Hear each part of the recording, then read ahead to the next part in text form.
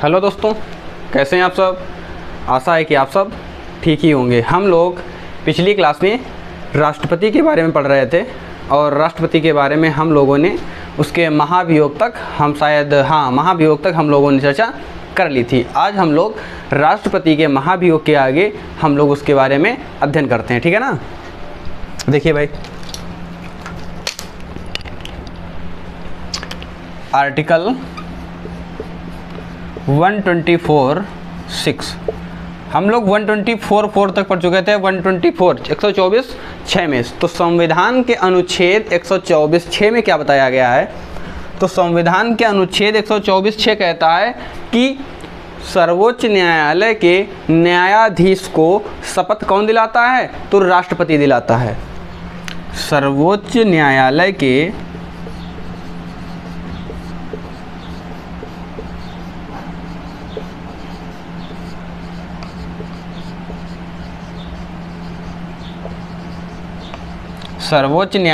न्यायाधीश को शपथ राष्ट्रपति दिलाता है। कहने का मतलब ये है, अब देखो, चाहे सर्वोच्च न्यायालय हो या हमारा उच्च न्यायालय हाई कोर्ट हो, कहीं ना कहीं जो सलाह की बात आएगी या नियुक्ति की बात आएगी, बात समझ रहे ना, तो फिर उसमें राष्ट्रपति का योगदान महत्वपूर्ण होगा। जितनी भी जो न्यायिक संस्था हमारी हैं, चाहे हाई कोर्ट हो चाहे सुप्रीम कोर्ट हो, इसमें जब कोई कार्य की बात होगी तो कहीं ना कहीं राष्ट्रपति का कार्य बड़ा ही महत्वपूर्ण माना जाएगा। बात समझ में आई। तो आर्टिकल 124(6) ऐसा कहता है। बात समझ में आई। आर्टिकल 125 क्या कहता है। आर्टिकल 125 ये हमारा वेतन की बात करता है।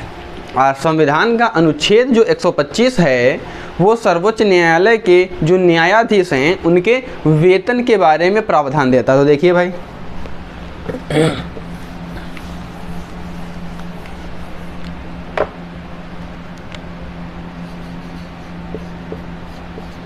आर्टिकल 125 वेतन एवं भत्ते।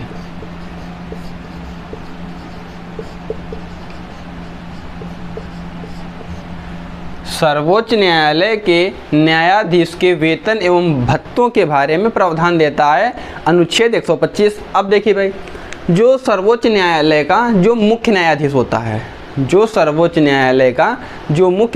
होता है, उसके वेतन एवं भत्ते, देखो वेतन अलग होता है, भत्ते अलग होते हैं। भत्ते क्या होते हैं, जो उसकी फैसिलिटी टाइप की होती हैं, जैसे गाड़ी घोड़ा उसे गाड़ी मिलना, और जो ये कह सकते हैं जो मकान टाइप का मिलता है, जिसे बंगलो कहते हैं, ये सब चीज़ें उसके भत्ते में आएंगी। उसकी जो गाड़ी, उसके घर का जो खर्चे हैं, ये सब क्या होंगे, उसके भत्तों में आएंगे। तो आप समझ में आई। तो वेतन एवं भत्तों के बारे में आर्टिकल 125 में बताया गया है। अब देखिए भाई, जो हमारा सर्वोच्च न्यायालय का जो मुख्य न्यायाधीश होता है, उसका वेतन कितना होता है। तो CJI, सर्वोच्च न्यायालय का मुख्य न्यायाधीश क्या होता है, चीफ जस्टिस ऑफ इंडिया, जिसे हम लोग CJI कहते हैं। तो CJI का वेतन कितना होता है, 2,80,000 रुपये। कितना होता है, 2,80,000 रुपये। और जो अन्य न्यायाधीश होते हैं उनका वेतन कितना होता है, 2.5 लाख रुपये।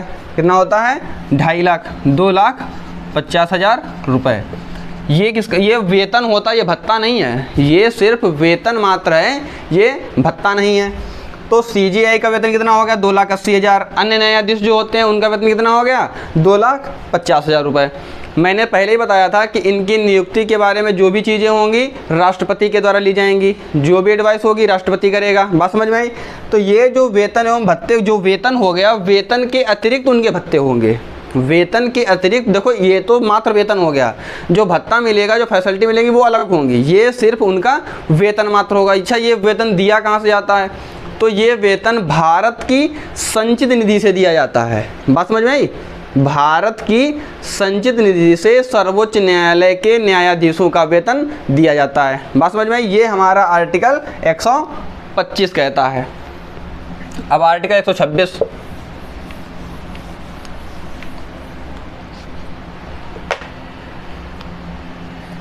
आर्टिकल 126, आर्टिकल 126 कहता है कार्यकारी मुख्य न्यायाधीश की नियुक्ति। कार्यकारी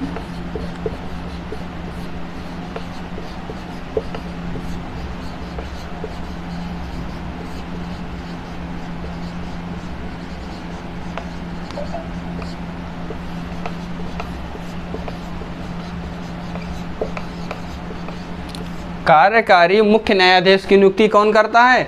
तो राष्ट्रपति करता है। इसका मतलब ये है जब सर्वोच्च न्यायालय का मुख्य न्यायाधीश CJI, chief justice of India, सर्वोच्च न्यायालय का मुख्य न्यायाधीश अगर वो अपने पद पर नहीं है, कहाँ नहीं है?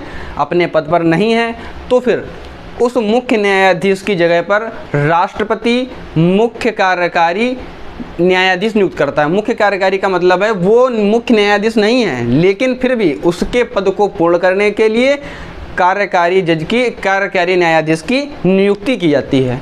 बात समझ में? ऐसा हमारे आर्टिकल 126 में बताया गया है कि जब सर्वोच्च न्यायालय का मुख्य न्यायाधीश अपने पद पर न हो तो राष्ट्रपति की सहमति से, राष्ट्रपति जो है अपनी सहमति से, जो है अपनी विवेक से, जो है वो किसी एक व्यक्ति को, और किस व्यक्ति को? उच्चतम न्यायालय का ही कोई एक न्यायाधीश होगा, उसको कार्यकारी मुख्य न्यायाधीश नियुक्त करता है। और कब तक नियुक्त करता है? जब तक कि मुख्य न्यायाधीश न आ जाए। अब मुख्य न्यायाधीश कहाँ गया होगा भाई? हो सकता है बीमार हो सकता है अपने पद पर ना हो। बात समझ में आई? तब तक वो कार्यकारी मुख्य न्यायाधीश का कार्य करेगा। बात समझ में आई? क्योंकि पहले तो वो मुख्य न्यायाधीश तो है नहीं, वो तो सर्वोच्च न्यायालय का एक न्यायाधीश है। बात समझ आई ना? वो तो सर्वोच्च न्यायालय का मुख्य न्यायाधीश तो है नहीं, केवल न्यायाधीश है। वो कार्य किसका करेगा? मुख्य न्यायाधीश का। तो उसे कहते हैं कार्यकारी मुख्य न्यायाधीश। बात समझ में आई? ये हमारा था आर्टिकल 126।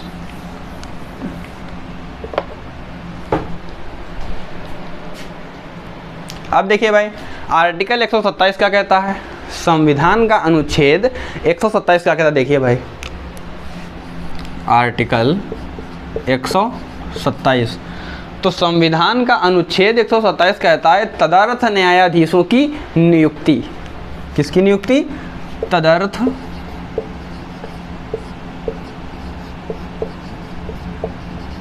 न्यायाधीशों की नियुक्ति। अब ये क्या होता है?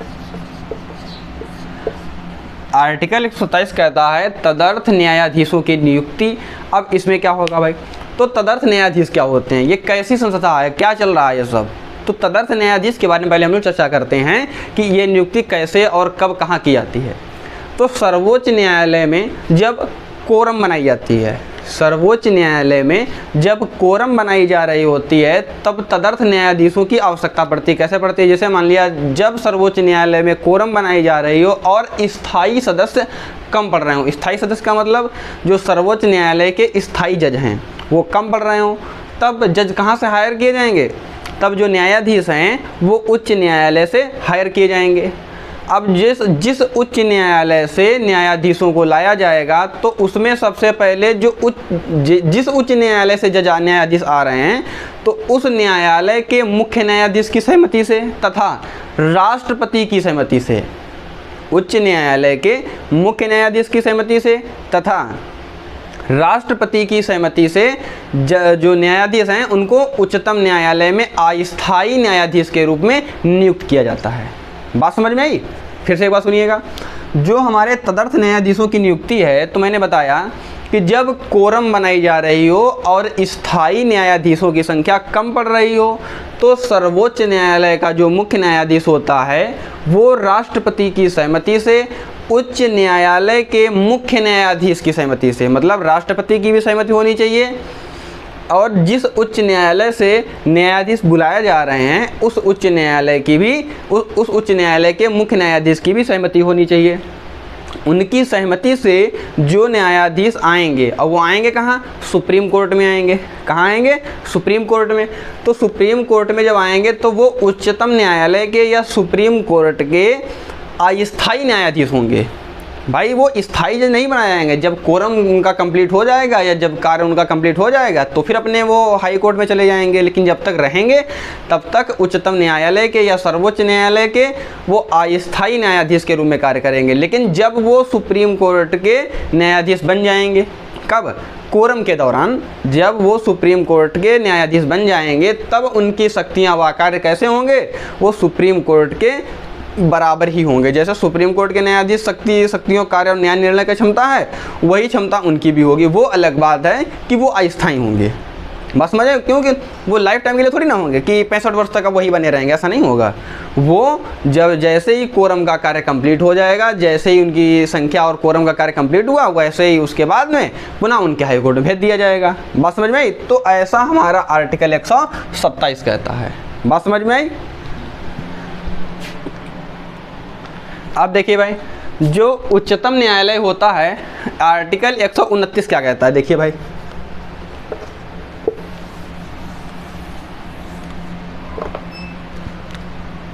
आर्टिकल 129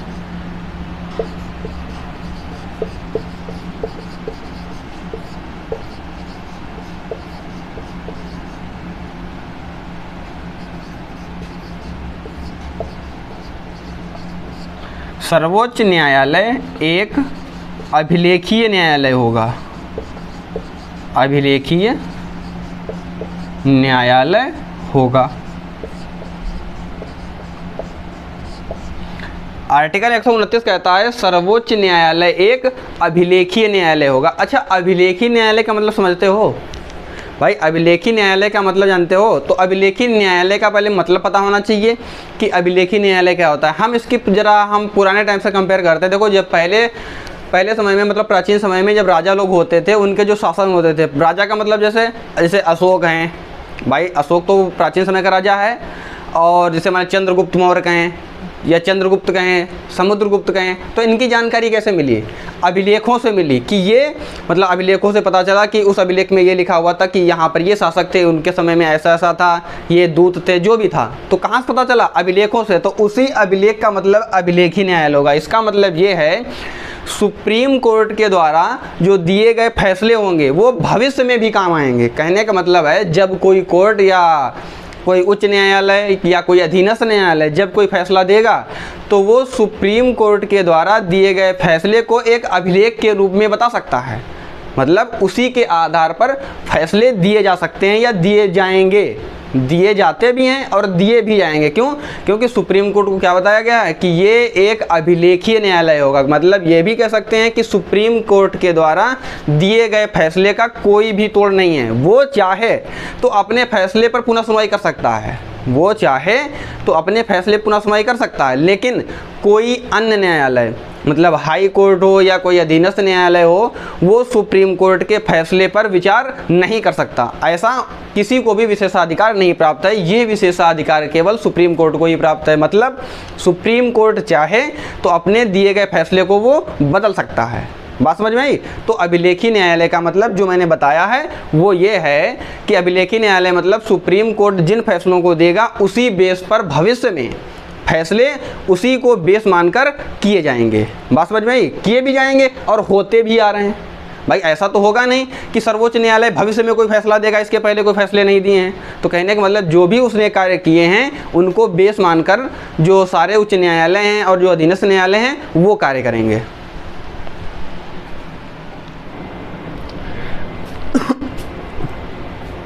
अब अगर बात करें सर्वोच्च न्यायालय के बारे में, तो हम लोग बात करते हैं सर्वोच्च न्यायालय के क्षेत्राधिकार। तो देखिए भाई, सर्वोच्च न्यायालय के क्षेत्राधिकार क्या होते हैं? सर्वोच्च न्यायालय का क्षेत्राधिकार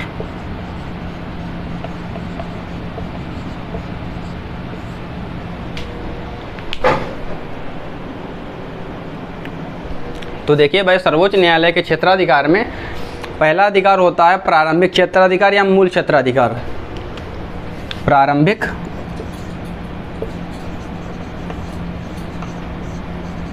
क्षेत्राधिकार या मूल क्षेत्राधिकार भी कहते हैं। मूल क्षेत्राधिकार। अब देखिए भाई, प्रारंभिक क्षेत्राधिकार क्या होता है? तो सर्वोच्च न्यायालय की कहीं ना कहीं ये शक्ति को दर्शाता है कि सर्वोच्च न्यायालय मतलब है क्या, क्या शक्ति है इसकी। तो कहीं ना कहीं ये उसके क्षेत्राधिकार को दर्शाता है। तो भाई क्या होता है? देखिए भाई, आर्टिकल 131 के तहत उसे प्रारंभिक क्षेत्राधिकार की शक्ति प्राप्त है। किसके तहत? आर्टिकल 131। आर्टिकल 131 के तहत प्रारंभिक क्षेत्राधिकार की उसे शक्ति प्राप्त है। अब प्रारंभिक क्षेत्राधिकार में क्या होता है, जैसे राष्ट्रपति एवं उपराष्ट्रपति के बीच कोई विवाद हो जाए, राष्ट्रपति एवं उपराष्ट्रपति के बीच में यदि कोई विवाद हो जाता है तो उसका निर्धारण कौन करेगा, सुप्रीम कोर्ट करेगा। नंबर 1, राष्ट्रपति एवं उपराष्ट्रपति के बीच उत्पन्न विवाद। बात समझ में आई? राष्ट्रपति एवं उपराष्ट्रपति के बीच में अगर कोई विवाद उत्पन्न हो जाता है तो उसका निर्धारण कौन करेगा, सुप्रीम कोर्ट करेगा। पहला पॉइंट। दूसरा पॉइंट क्या कहता है, 2 या 2 से अधिक राज्यों के बीच में कोई विवाद हो, 2 या 2 से अधिक राज्यों के बीच में कोई विवाद चल रहा है, कोई विवाद चल रहा है, 2 या 2 से अधिक राज्यों के बीच विवाद, राज्यों के बीच विवाद। बात समझ में आई? 2 या 2 से अधिक राज्यों के बीच में अगर कोई विवाद चल रहा है तो उसका निर्धारण या उसका निपटारा कौन करेगा, सुप्रीम कोर्ट करेगा। बात समझ में आई? तीसरा पॉइंट ये कह सकते हैं, संघ और राज्य के बीच में, मतलब संघ का मतलब केंद्र, तो केंद्र नहीं लिखेंगे लेकिन हम लिखेंगे संघ। संघ और राज्य के बीच में अगर कोई विवाद होता है, संघ या एक राज्य या कई राज्यों के बीच में अगर कोई विवाद होता है तो उसका निर्धारण कौन करेगा, उसका निपटारा कौन करेगा, सुप्रीम कोर्ट करेगा। तो तीसरा पॉइंट क्या हो गया,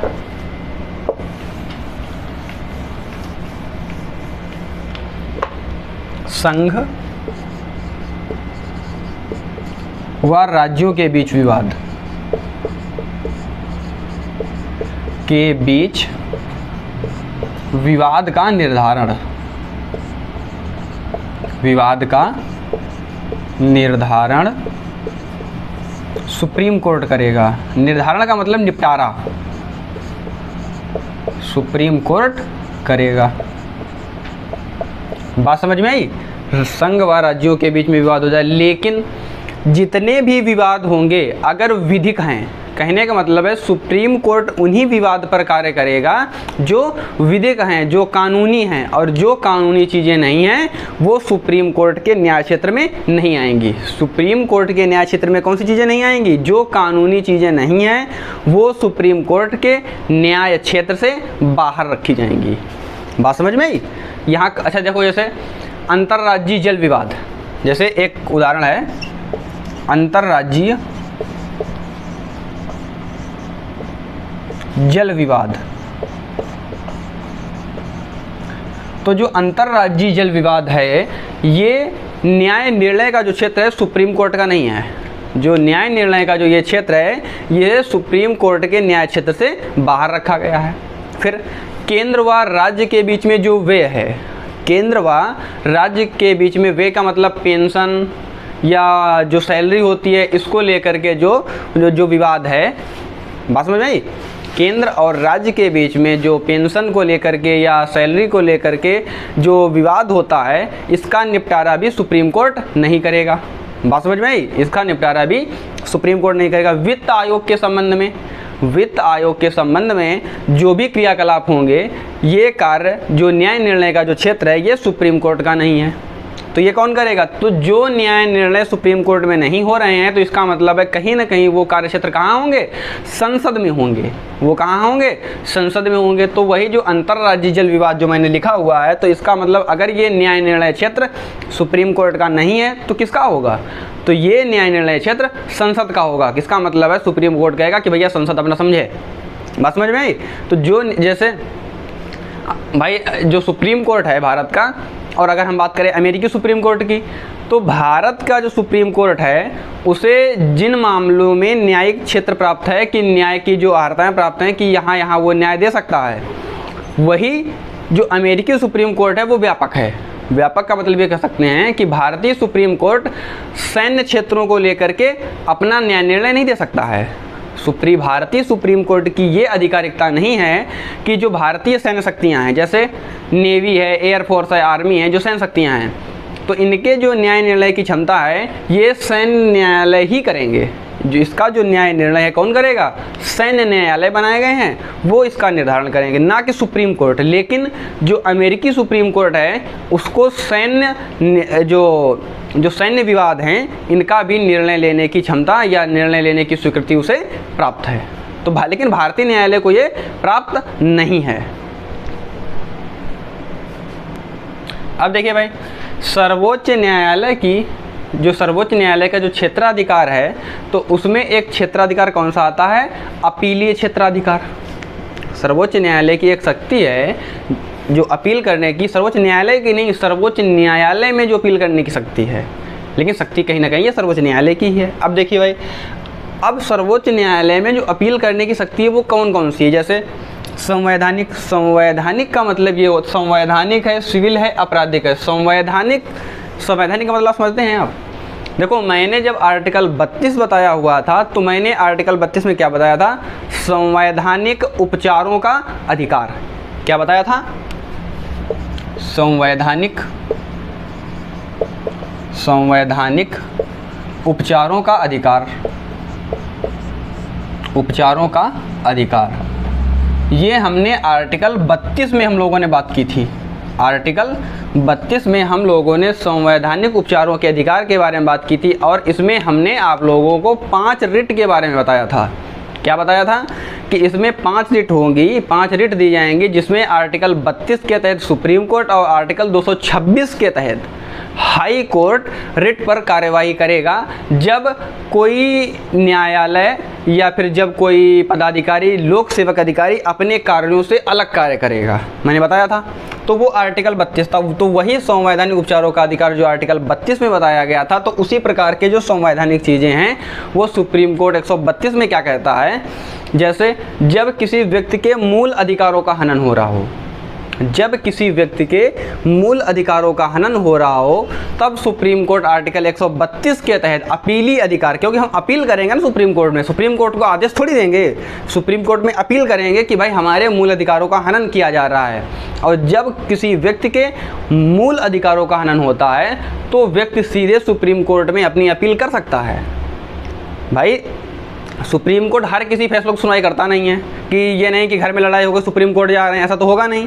तो मसला ये है कि जब किसी व्यक्ति के मूल अधिकारों का हनन हो रहा है, फंडामेंटल राइट्स। भाई, फंडामेंटल राइट्स हम लोग कब पढ़े थे? 12 से 35 तक, आर्टिकल 12 से 35 तक भाग 3 में हम लोगों ने मूल अधिकार पढ़े थे। तो वही जब किसी व्यक्ति के मूल अधिकारों का हनन हो रहा हो, मूल अधिकार कोई छीन रहा हो, किसी के दबाव में हम आ रहे हों, तब हम सुप्रीम कोर्ट का दरवाज़ा खटखटा सकते हैं। कब? जब हमारे मूल अधिकारों का हनन कर लिया गया हो। जब मूल अधिकारों का हनन कर लिया गया होगा तब हम संवैधानिक अधिकार के तहत हम कहाँ चले जाएंगे? सुप्रीम कोर्ट चले जाएंगे। बात समझ में आई? सिविल अधिकार का मतलब जो दीवानी होते हैं, ये केस कहाँ ले जा सकते हैं? सुप्रीम कोर्ट में ले जा सकते हैं, लेकिन डायरेक्ट नहीं, किसी फैसले के बाद में। जैसे मान लिया उच्च न्यायालय फैसला कर दे, हम उससे सहमत ना हो, तब हम सुप्रीम कोर्ट जाएंगे, लेकिन दीवानी मामलों में भी जा सकते हैं। तो कहने का मतलब दीवानी मामला या जो हमारा सिविल मामला है ये भी अपीलीय मामला है। अपील का मतलब ये है, और देखो अपील का मतलब क्या होता है? हम किसी न किसी से कोई गुजारिश कर रहे हैं। अपील का मतलब क्या होता है? गुजारिश करना। अपील का मतलब भाई होता है गुजारिश करना। तो अब हम सुप्रीम कोर्ट को आदेश तो दे नहीं सकते हैं भाई, ये अवमानना ही नहीं है। सुप्रीम कोर्ट तो खुद आदेश देता है, तो सुप्रीम कोर्ट को आदेश देने का कोई मतलब ही नहीं है। तो हम क्या करते हैं? उससे अपील करते हैं। तो अपील का मामला कौन सा भी है? सिविल मैटर जो आर्टिकल 133 में बताया गया है।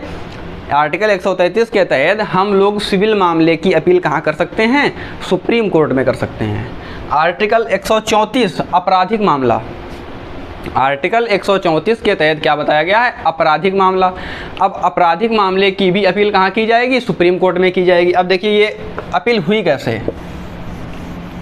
आर्टिकल 134 में जो आपराधिक मामले में अपील बताई गई ये कैसी होगी? जैसे किसी व्यक्ति को हाई कोर्ट ने मृत्युदंड दिया है। अब देखिए जो मैं बता रहा हूँ, सर्वोच्च न्यायालय जो है, सर्वोच्च न्यायालय जो है वो उच्च न्यायालय या किसी अधीनस्थ न्यायालय के, जो अधीनस्थ न्यायालय उनके खिलाफ भी वो सुनवाई करेगा। सर्वोच्च न्यायालय को ये वरीयता प्राप्त है या उसे ये क्षेत्राधिकार उसका है। किसका अधिकार है? सुप्रीम कोर्ट का। सुप्रीम कोर्ट का क्षेत्राधिकार है कि वो उच्च न्यायालय या किसी भी भारत के न्यायालय, जो अधीनस्थ न्यायालय हों, सिविल न्यायालय जो भी हों, सबके खिलाफ, सैन्य न्यायालय की बात नहीं कर रहे हैं भाई, सैन्य न्यायालय को छोड़कर वो किसी भी न्यायालय की समीक्षा कर सकता है। समीक्षा का मतलब है किसी के फैसले पर भी सुनवाई कर सकता है। जैसे मान लिया हाई कोर्ट ने कोई फैसला दे दिया, हाई कोर्ट ने कोई फैसला दे दिया तो सुप्रीम कोर्ट उस फैसले की पुनः सुनवाई कर सकता है अगर उसमें अपील की जाए। अगर उसमें अपील की जाएगी तो हाई कोर्ट के फैसले की सुनवाई कर सकता है सुप्रीम कोर्ट। फिर जैसे मान लिया किसी हाई कोर्ट, मैं किस आर्टिकल की बात कर रहा हूँ? मैं आर्टिकल 134 की बात कर रहा हूँ, जिसमें बताया गया आपराधिक मामले पर क्या बताई गई है? अपील। आपराधिक मामले पर अपील। तो जैसे हाई कोर्ट या फिर कोई अधीनस्थ न्यायालय, उच्च न्यायालय या फिर अधीनस्थ न्यायालय किसी मामले को लेकर के किसी व्यक्ति को सजाए मौत दे दे, किसी व्यक्ति को सजाए मौत मतलब फांसी की सज़ा सुना दे, तो वो व्यक्ति सुप्रीम कोर्ट में अपील कर सकता है। और जब सुप्रीम कोर्ट में अपील होगी तो फिर सुप्रीम कोर्ट उच्च न्यायालय या फिर अधीनस्थ न्यायालय के खिलाफ, अधीनस्थ न्यायालय के खिलाफ सुनवाई करेगा। और अगर सुप्रीम कोर्ट को कुछ लगता है तो उसके खिलाफ निर्णय भी दे सकता है वो। अगर न्यायिक चीज़ें हैं, अगर सुप्रीम कोर्ट को उचित लगता है तो वो उस पर निर्णय भी दे सकता है। ज़रूरी नहीं कि जो अधीनस्थ न्यायालय निर्णय दिया उसी को बरकरार रखे ना, जो सुप्रीम कोर्ट चाहेगा। और अंततः जो सुप्रीम कोर्ट निर्णय देगा वो मान्य होगा। अब ये नहीं कि सुप्रीम कोर्ट ने निर्णय दे दिया है, जैसे मान लिया हाई कोर्ट में किसी को कारावास की सज़ा, 20 साल कारावास की सज़ा हुई, इस चक्कर में वो व्यक्ति कहाँ चला गया? सुप्रीम कोर्ट अपील लेके चला गया। पता चला सुप्रीम कोर्ट में फांसी दे दी गई। सुप्रीम कोर्ट में मान लिया जो अर्जियाँ हुई और उसके बाद में जो वाद विवाद हुआ और पता चला सुप्रीम कोर्ट में निर्णय ये निकल गया, उसको फांसी मिल गई। अब ये नहीं कि नहीं अब तो हम जो आजीवन कारावास था हम उसी में कार्य करेंगे ना, जो सुप्रीम कोर्ट ने निर्णय दे दिया अब वो अमान्य है, वो मान्य है, बाकी सब अमान्य है। सुप्रीम कोर्ट का निर्णय मान्य है, बाकी सब अमान्य हो गए। तो फाइनली ये है कि सुप्रीम कोर्ट के जो निर्णय हैं वो सभी के लिए मान्य ही होंगे, सभी के लिए, जितने भी न्यायालय हैं भारत में। भाई देखो, सैन्य न्यायालय की बात हम छोड़ रहे हैं, ठीक है ना, बाकी जितने भी न्यायालय हैं सब के लिए ये बाध्यकारी होते हैं। बात समझ में आई? अब हमारा आर्टिकल 137, आर्टिकल 137 कहता है पुनर्विलोकन का अधिकार।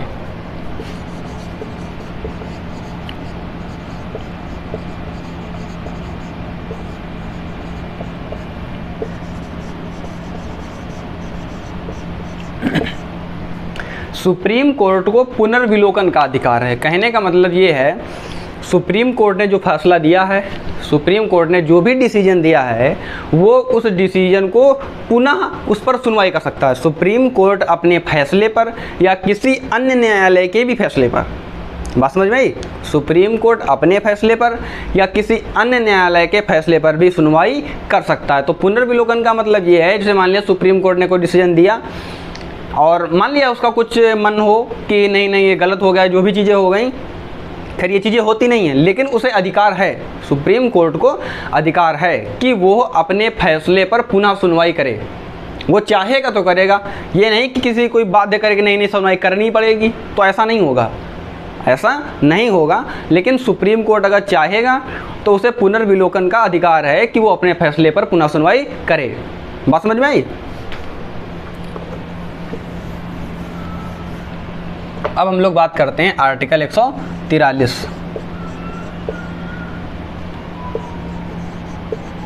आर्टिकल 143 के तहत इसे सलाह देने का अधिकार है। आर्टिकल 143 के तहत सुप्रीम कोर्ट को सलाह देने का अधिकार है। बात समझ में आई? सलाह देने का अधिकार। अब सलाह कैसी? तो अब देखो, ये सलाह नहीं कि हम सलाह मांगने चले जाएं, भाई सुप्रीम कोर्ट हमको सलाह दो, तो ऐसा नहीं होगा कि मान लिया कोई भी अगर आता जाए कि नहीं हम सुप्रीम कोर्ट को, हमें ये समझ में नहीं आ रहा तो सुप्रीम कोर्ट में हम सलाह ले लेंगे जा करके, तो ये चीज़ें नहीं होगी। सलाह लेने की भी अपना उसका क्षेत्राधिकार है कि किसको सलाह देगा किसको नहीं देगा। तो आर्टिकल 143 के तहत, जो आर्टिकल 143 लिखा हुआ है, तो आर्टिकल 143 के तहत बताया गया है कि सुप्रीम कोर्ट से राष्ट्रपति जो है चाहे, आर्टिकल 143 के तहत अगर राष्ट्रपति चाहे तो वो सुप्रीम कोर्ट से सलाह ले सकता है। बात समझ में आई? अगर राष्ट्रपति चाहे तो वो सुप्रीम कोर्ट से सलाह ले सकता है, अगर चाहे, और ना चाहे तो ना ले। अगर राष्ट्रपति चाहे तो सुप्रीम कोर्ट से सलाह ले सकता है, किसके तहत? आर्टिकल 143 के तहत। लेकिन ये जरूरी नहीं है कि सुप्रीम कोर्ट सलाह दे ही। सुप्रीम कोर्ट का भी अपना क्षेत्राधिकार है कि ये उसका मन नहीं है तो सुप्रीम कोर्ट सलाह नहीं देगा राष्ट्रपति को। अगर मान लिया सुप्रीम कोर्ट सलाह दे दे तो राष्ट्रपति सलाह मानने के लिए बाध्य भी नहीं है। अगर राष्ट्रपति कोई सलाह लेना चाहे सुप्रीम कोर्ट से तो आर्टिकल 143 के तहत ले सकता है, लेकिन ये भी ज़रूरी नहीं है कि सुप्रीम कोर्ट सलाह दे ही। और अगर मान लिया सुप्रीम कोर्ट सलाह दे दे तो ये ज़रूरी नहीं है कि राष्ट्रपति उसे माने ही। तो कहने का मतलब सलाह दे भी सकता है और नहीं भी दे सकता, लेकिन सलाह का जो क्षेत्राधिकार है वो हमारे संविधान के आर्टिकल 143 में बताया गया है। तो यहाँ से हमारा दोस्तों सुप्रीम कोर्ट ख़त्म होता है और इसके आगे हम लोग उच्च न्यायालय शुरू करेंगे। हम लोग कल के एपिसोड में उच्च न्यायालय शुरू करेंगे और हम लोगों ने अच्छी तरीके से सुप्रीम कोर्ट के बारे में 2 एपिसोड में विस्तृत वर्णन कर लिया है। आप लोगों को अगर वीडियो अच्छा लगता है तो आप लोग चैनल को सब्सक्राइब करें और वीडियो को लाइक करें और अपने दोस्तों में वीडियो को शेयर करें। धन्यवाद।